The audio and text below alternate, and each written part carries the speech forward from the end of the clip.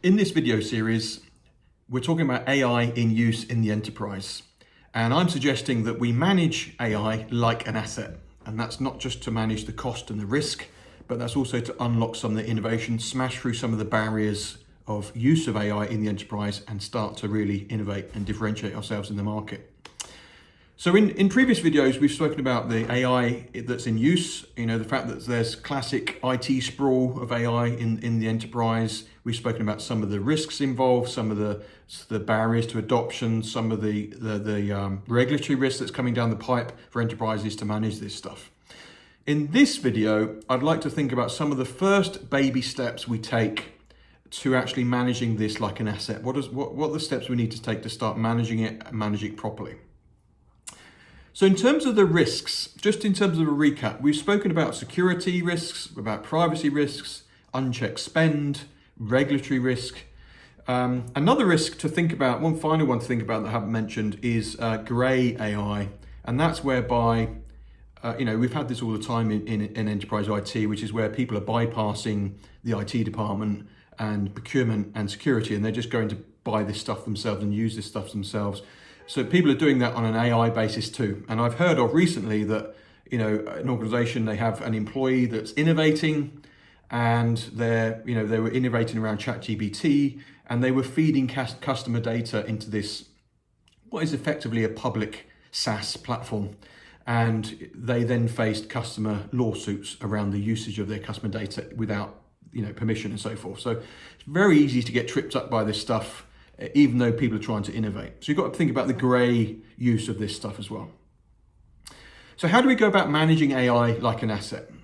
The first consideration, and this is reflected in the EU AI Act, which we covered in a previous video, is we need a process of discovery. We need a process of what AI is actually in use in the organization in the first place.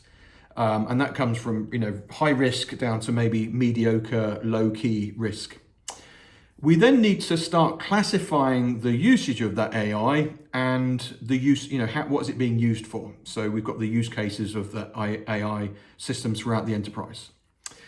We then need to think about, and this is true of any governance process, is we need to think about the ownership and accountability around those systems. So we need to, especially for the high risk systems, who's the system owner, who's got the ball, who's carrying the baton on managing this stuff, and what are the guardrails around this, and the accountability, so that, the message we want to say is, please innovate, please go ahead and experiment with this stuff, but please do it within these guidelines so we don't risk the business while we're experimenting too much.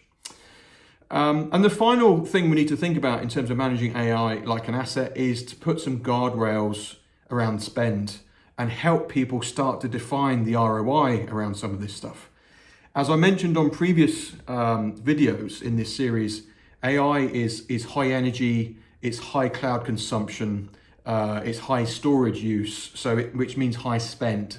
And we just need to make sure that people can experiment with this stuff, they can innovate, but they don't end up with a horrendous bill.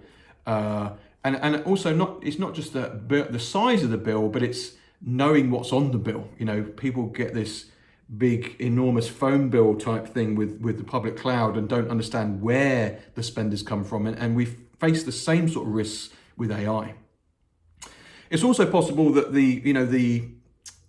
you might have a fantastic use case for AI, but the actual cost of delivering it outstrips the benefit of doing it in the first place. So we need to be careful of that as we innovate. Now, if all of this sounds a bit overwhelming, you just need to consider that we're in the Wild West stages of AI. We're on the ground floor of this. And although there's a lot to do, a lot to manage this stuff, and a lot of change about to happen, we also need to face the fact that there's going to be a lot of innovation in this space. There's going to be AI that's going to help us identify, discover, and classify AI. And, for every bad actor out there, for every bad country, for every bad use of AI that might exist, there's also somebody smart somewhere innovating to address that risk. So we're in an exciting time, and there's going to be lots of innovation and lots of new technologies to embrace. In the next video, I'll bring all of the series together and we'll provide some next actions in terms of how do we manage this and what are the takeaways for managing AI like an asset?